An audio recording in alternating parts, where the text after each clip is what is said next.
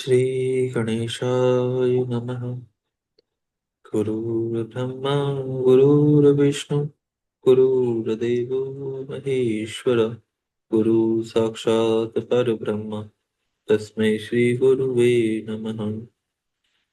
त्वमेव माता च पिता त्वमेव त्वमेव बन्धु च सखा त्वमेव त्वमेव विद्या द्रविणं त्वमेव त्वमेव सर्वं मम देव देव।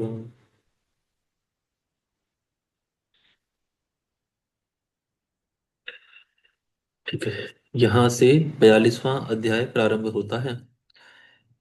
इस अध्याय में भगवान शिव के सगुण और निर्गुण स्वरूप का वर्णन किया गया है। ऋषि गण बोले, हे सूत जी, शिव जी कौन है, विष्णु जी कौन है, रुद्र कौन है तथा ब्रह्मा कौन है, इनमें निर्गुण कौन है, हम लोगों के इस संशय को दूर कीजिए। श्री सूत जी बोले, हे ऋषियों, सृष्टि के आदि में निर्गुण परमात्मा से जो उत्पन्न हुए उसी सगुण रूप को शिव कहा गया है। ऐसा वेद और वेदांत के वेदता लोग कहते हैं। उसी से पुरुष सहित प्रकृति उत्पन्न हुई। उन दोनों ने मूल स्थान में स्थित जल में तप किया। वहीं तपस्थली पंचक्रोशी काशी कही गई है। वह शिव जी को अत्यंत प्रिय है। उसी का जल फैलकर सारे संसार में व्याप्त हो गया।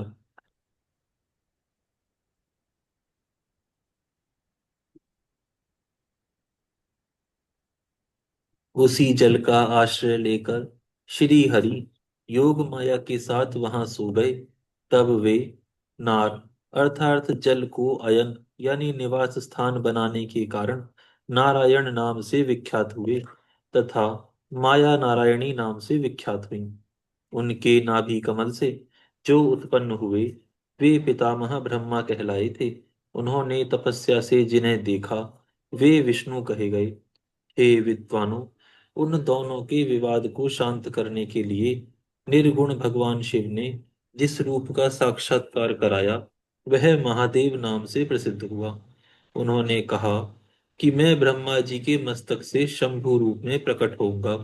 लोक पर अनुग्रह करने वाले वे ही रुद्र नाम से विख्यात हुए।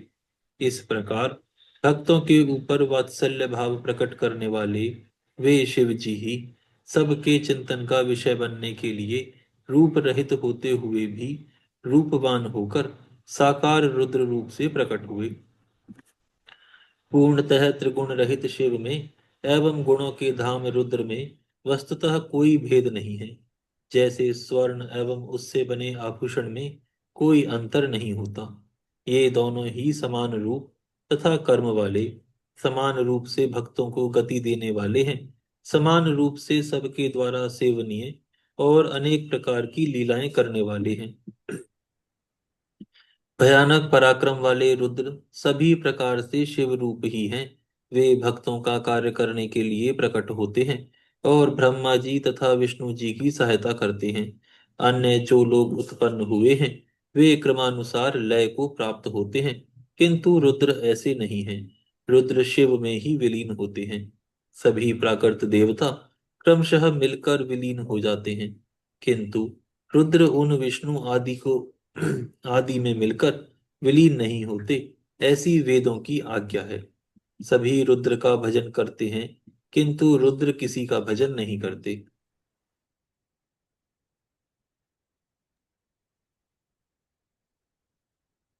कभी कभी भक्त वत्सलतावश वे अपने आप अपने भक्तों का भजन करते हैं।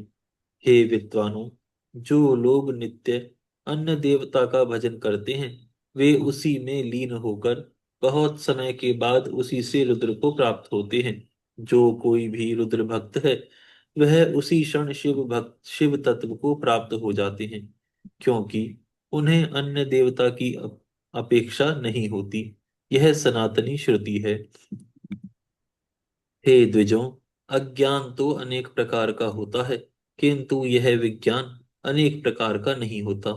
मैं उस विज्ञान को समझने की रीति कहता हूँ, आप लोग आदर पूर्वक सुनिए। इस लोक में ब्रह्मा जी से लेकर तृण पर्यंत जो कुछ दिखाई देता है वह सब शिव ही है। अनेकता की कल्पना मिथ्या है। सृष्टि के आदि में शिव कहे गए हैं, सृष्टि के मध्य में शिव कहे गए हैं, सृष्टि के अंत में शिव कहे गए हैं, और सर्व शून्य होने पर भी सदा शिव विद्यमान रहते हैं। इसीलिए हे मुनीश्वरों, शिव चार गुणों वाले कहे गए हैं। उन्हीं सगुण शिव को शक्ति से युक्त होने के कारण दो प्रकार का भी समझना चाहिए। जिसने विष्णु जी को सनातन वेदों का उपदेश दिया, अनेक वर्ण, अनेक मात्रा, ध्यान तथा अपनी पूजा का रहस्य बताया, वे शिव संपूर्ण विद्याओं के अधिपति हैं। यह सनातन श्रुति है। इसीलिए उन शिव को वेदों को प्रकट करने वाला तथा वेदपति कहा गया है। वहीं शिव सब पर साक्षात अनुग्रह करने वाले हैं। वे ही कर्ता, भर्ता, हर्ता, साक्षी तथा निर्गुण हैं। सभी के जीवन के काल का प्रमाण है, किंतु उन काल शिव रूप का प्रमाण नहीं है। वे स्वयं महाकाल हैं और महाकाली के भी आश्रय हैं। ब्राह्मण लोग रुद्र तथा काली को सबका कारण बताते हैं। उन दोनों के द्वारा सत्य लीला युक्त इच्छा से सब कुछ व्याप्त हुआ है।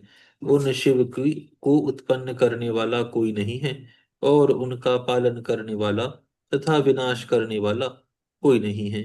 स्वयं वे सबके कारण हैं। वे विष्णु आदि सभी देवता उनके कार्य रूप हैं। वे शिवजी स्वयं ही कारण और कार्य रूप हैं, किंतु उनका कारण कोई नहीं है। वे एक होकर भी अनेक हैं, और अनेक होकर भी एकता को प्राप्त होते हैं।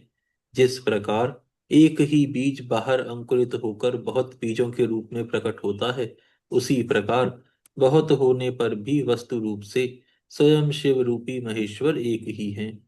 हे मुनीश्वरों, यह उत्तम शिव विषय ज्ञान यथार्थ रूप से मेरे द्वारा कह दिया गया। इसे ज्ञानवान पुरुष ही जानते हैं, और कोई नहीं। मुनिगण बोले, हे सूत जी, आप लक्षण सहित ज्ञान का वर्णन कीजिए, जिसे जानकर मनुष्य शिव तत्व को प्राप्त होते हैं। वे शिव सर्वमयी कैसे हैं, और सब कुछ शिवमयी कैसे है? श्री व्यास जी बोले, यह वचन सुनकर पौराणिकोत्तम सूत जी ने शिव जी के चरण कमलों का ध्यान करके उन मुनियों से यह वचन कहा। यहाँ पर यह अध्याय पूर्ण होता है। यहाँ से 43वां अध्याय प्रारंभ होता है। इस अध्याय में ज्ञान का निरूपण तथा शिव पुराण की कोटि रुद्र संहिता के श्रवण आदि का महात्म्य का वर्णन किया गया है। श्री सूत जी बोले, हे ऋषियों, अत्यंत गोपनीय तथा परम मुक्ति स्वरूप शिव ज्ञान को जैसा मैंने सुना है, वैसा ही कहता हूँ। आप सभी लोग सुनिए। ब्रह्मा जी, नारद जी, सनत कुमार, श्री व्यास एवं कपिल मुनि, सभी के समाज में इन्हीं महर्षियों ने शिव ज्ञान का स्वरूप निश्चय करके कहा है। यह सारा जगत शिवमय है, ऐसा ज्ञान निरंतर अनुशीलन करने योग्य है। इस प्रकार सर्वज्ञ विद्वान को निश्चित रूप से शिव जी को सर्वमय जानना चाहिए। ब्रह्मा जी से लेकर तृण पर्यंत जो कुछ संसार में दिख रहा है, वह सब शिव ही है। वे देव शिव सर्वमय कहे जाते हैं। जिस समय उनकी इच्छा होती है, तभी वे इस संसार की सृष्टि करते हैं। वे सबको जानते हैं, किंतु उन्हें कोई नहीं जानता।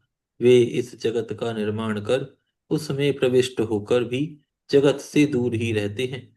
वे न तो वहां हैं और न उसमें प्रविष्ट हैं, क्योंकि वे निर्लिप्त तथा चित्त स्वरूप वाले हैं। जिस प्रकार जल आदि में प्रकाश का प्रतिबिंब दिखाई देता है, किंतु यथार्थ रूप से उसका प्रवेश नहीं होता है, उसी प्रकार स्वयं शिव जी भी जगत में भासमान होते हुए भी स्वस्वरूप स्थित रहते हैं। वास्तु रूप से स्वयं वे ही सर्वमयी हैं, और सर्वत्र उन्हीं का शुभ क्रम अर्थात अनुप्रवेश भासित होता है। बुद्धि का भेद भ्रम ही अज्ञान है। शिव जी के अतिरिक्त और कोई द्वितीय वस्तु नहीं है। संपूर्ण दर्शनों में बुद्धि का भेद ही दिखाई पड़ता है, किंतु वेदांती लोग नित्य अद्वैत तत्व का ही प्रतिपादन करते हैं। स्वयं आत्मरूप शिव जी का अंशभूत यह जीवात्मा अविद्या से मोहित होकर परतंत्र सा हो गया है और मैं दूसरा हूँ ऐसा समझता है। किंतु उस अविद्या से मुक्त हो जाने पर वह साक्षात शिव हो जाता है। सभी को व्याप्त करके वे शिव जी सभी जंतुओं में व्यापक रूप से स्थित हैं। जड़ चेतन के ईश्वर वे शिव स्वयं सर्वत्र विद्यमान हैं।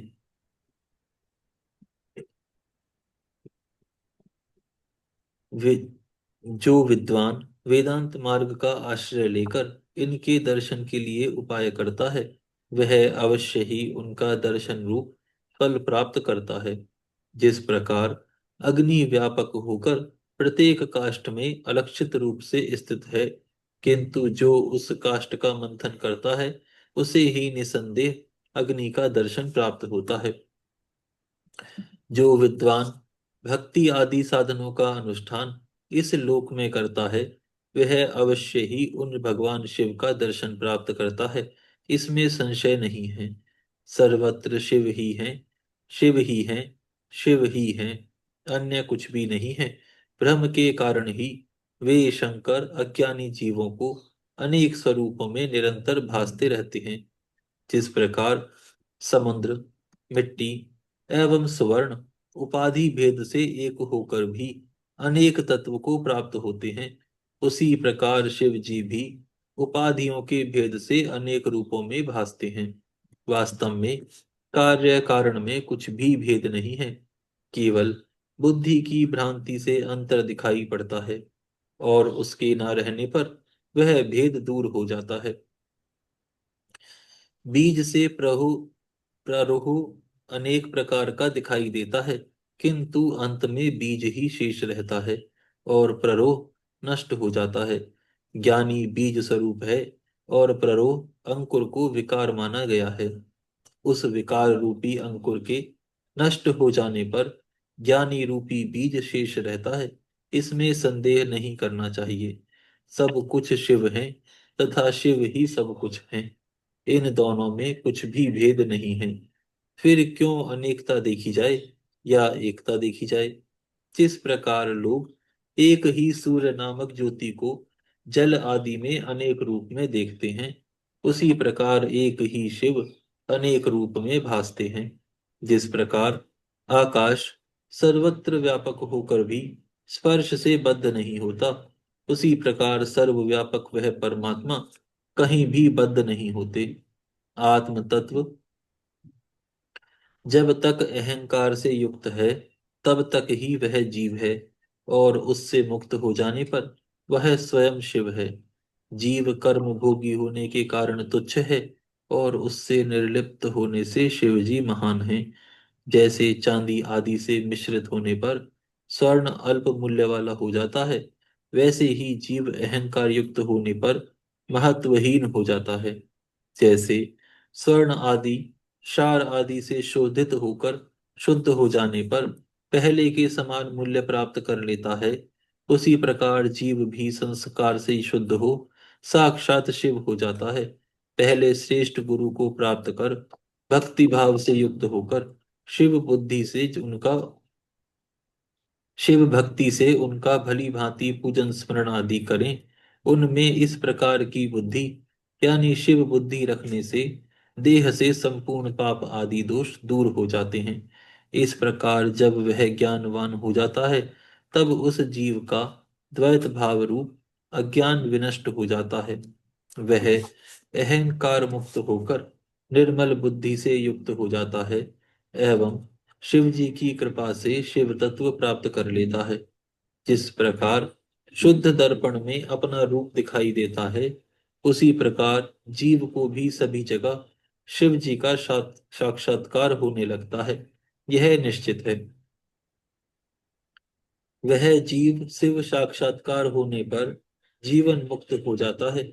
शरीर के क्षीण हो जाने पर वह शिव में मिल जाता है। शरीर प्रारब्ध के अधीन है।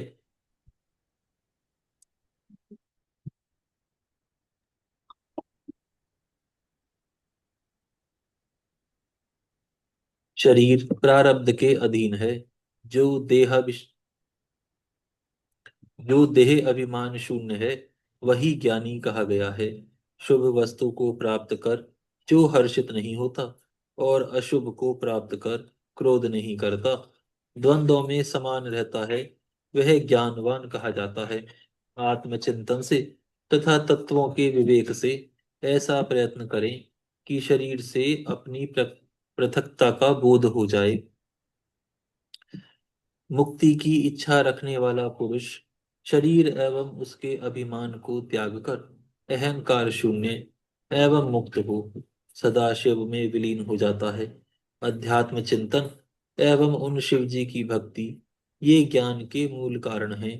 भक्ति से प्रेम, प्रेम से श्रवण, श्रवण से सत्संग, और सत्संग से विद्वान गुरु की प्राप्ति कही गई है। ज्ञान हो जाने पर मनुष्य निश्चित रूप से मुक्त हो जाता है। इस प्रकार जो ज्ञानवान है, वह सदा शिव जी का भजन करता है। जो अनन्य भक्ति से युक्त होकर शिव जी का भजन करता है, वह अंत में मुक्त हो जाता है। इसमें किसी भी प्रकार का विचार नहीं करना चाहिए। मुक्ति प्राप्त करने के लिए शिव जी से बढ़कर अन्य कोई देवता नहीं है, जिनकी शरण प्राप्त कर मनुष्य संसार से मुक्त हो जाता है। हे ब्राह्मणों, इस प्रकार मैंने ऋषियों के समागम से निश्चय किए गए अनेक वचन कहे। आप लोगों को उन्हें यत्न पूर्वक बुद्धि से धारण करना चाहिए। सर्वप्रथम शिव जी ने ज्योतिर्लिंग के सामने विष्णु जी को वह ज्ञान दिया था। विष्णु जी ने ब्रह्मा जी को तथा ब्रह्मा जी ने सनक आदि ऋषियों को दिया था। उसके बाद सनक आदि ऋषियों ने वह ज्ञान नारद जी से कहा। नारद जी ने व्यास जी से कहा। उन कृपालु व्यास जी ने मुझसे कहा, और मैंने आप लोगों से कहा। अब आप लोगों को लोक कल्याण के लिए उसे रत्न पूर्वक धारण करना चाहिए, क्योंकि वह शिव जी की प्राप्ति कराने वाला है। हे मुनीश्वरों, आप लोगों ने मुझसे जो पूछा था, वह मैंने आप लोगों से कह दिया। इसे यत्न पूर्वक गुप्त रखना चाहिए। अब आप लोग और क्या सुनना चाहते हैं? व्यास जी बोले। यह सुनकर वे ऋषि परम हर्ष को प्राप्त हुए, और सूत जी को नमस्कार कर हर्ष के कारण गद गद वाणी में बारंबार उनकी स्तुति करने लगे। ऋषिगण बोले, हे श्री व्यास शिष्य, आपको नमस्कार है। हे शैव सत्तम, आप धन्य हैं, जो कि आपने हम लोगों को परम तत्व रूपी उत्तम शिव ज्ञान सुनाया। आपकी कृपा से हम लोगों के चित्त की भ्रांति दूर हो गई। हम लोग आपसे मुक्तिदायक शिव विषयक उत्तम ज्ञान प्राप्त कर संतुष्ट हो गए। श्री सूत जी बोले, हे द्विजों, नास्तिक, श्रद्धा रहित, शठ, शिव में भक्ति न रखने वाले तथा सुनने की इच्छा न रखने वाले को इसे नहीं बताना चाहिए। व्यास जी ने इतिहास, पुराण और वेद शास्त्रों को बारंबार विचार कर तथा उनका तत्व निकाल कर मुझसे कहा है। इसे एक बार सुनने से पाप नष्ट हो जाता है, अभक्त को भक्ति प्राप्त होती है, एवं भक्त की भक्ति में वृद्धि होती है। पुनः सुनने से श्रेष्ठ भक्ति मिलती है, और पुनः सुनने से मुक्ति प्राप्त होती है। अतः भोग तथा मोक्ष रूप फल चाहने वालों को इसे बार बार सुनना चाहिए। उत्तम फल को लक्ष्य करके इसकी 5 आवृत्ति करनी चाहिए। ऐसा करने से मनुष्य उसे प्राप्त कर लेता है, जिसमें संशय नहीं है। यह व्यास जी का वचन है। जिसने इस उत्तम इतिहास को सुना, उसे कुछ भी दुर्लभ नहीं है। इसकी 5 आवृत्ति करने से शिव जी का दर्शन प्राप्त होता है। हे श्रेष्ठ ऋषियों, प्राचीन काल के राजा, ब्राह्मण एवं वैश्य बुद्धि पूर्वक इसे 5 बार सुनकर उत्कृष्ट सिद्धि को प्राप्त हुए हैं। आज भी जो मनुष्य भक्ति में तत्पर होकर इस शिव संज्ञक विज्ञान का श्रवण करेगा, वह भोग तथा मोक्ष प्राप्त करेगा। श्री व्यास जी बोले। उनका यह वचन सुनकर वे ऋषि परम आनंदित हुए और आदर के साथ अनेक प्रकार की वस्तुओं से सूत जी की पूजा करने लगे। वे संदेह रहित तथा प्रसन्न होकर स्वास्ति वाचन पूर्वक नमस्कार करके अनेक स्तोत्रों से उनकी स्तुति करते हुए शुभ कामनाओं से उनका अभिनंदन करने लगे।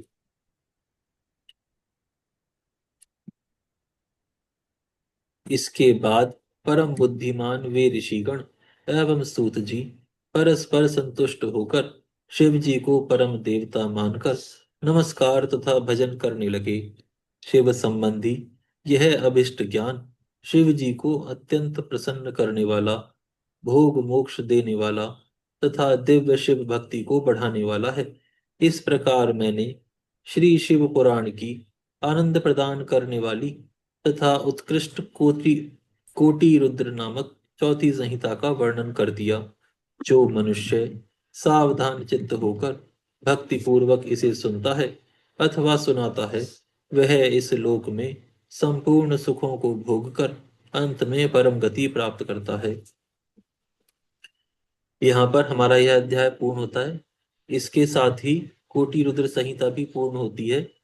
फिर हम कल से प्रारंभ करेंगे। आज यहाँ विराम करते हैं।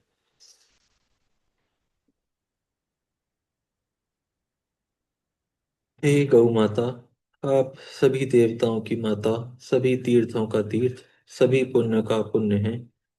हम सभी आपको दंडवत प्रणाम करते हैं। हम सभी पर आपकी कृपा सदैव बनी रहे।